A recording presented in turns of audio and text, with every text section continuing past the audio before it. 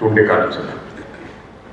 വേണമെങ്കിൽ ചക്ക വേരിലും കായ്ക്കും എന്ന ചൊല്ല് അനർത്ഥമാക്കുന്ന നിലയിലുള്ള മാറ്റം വ്യാവസായിക മേഖലയിൽ, സംരംഭകത്വത്തിന്റെ മേഖലയിൽ നമുക്ക് കൈവരിക്കാൻ കഴിഞ്ഞിട്ടുണ്ട്.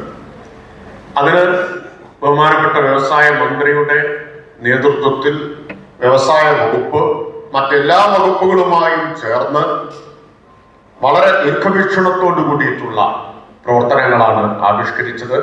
ബഹുമാനപ്പെട്ട വ്യവസായ മന്ത്രിയെയും വ്യവസായ വകുപ്പിനെയും ഈ തിളക്കമാർന്ന നേട്ടങ്ങളുടെ പേരിൽ ഞാൻ കൃത്യമായി അഭിനന്ദിക്കുകയാണ്. അദ്ദേഹം ഇവിടെ പറഞ്ഞു നിർത്തിയത് അധികാര വികേന്ദ്രീകരണത്തിന്റെ ഒരു പുതിയ ഘട്ടമായി ഈ സംരംഭക സഭ എങ്ങനെ മാറുന്നു എന്നതാണ്.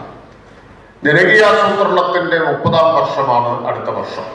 2026 ആകുമ്പോൾ 30 വർഷമാവും.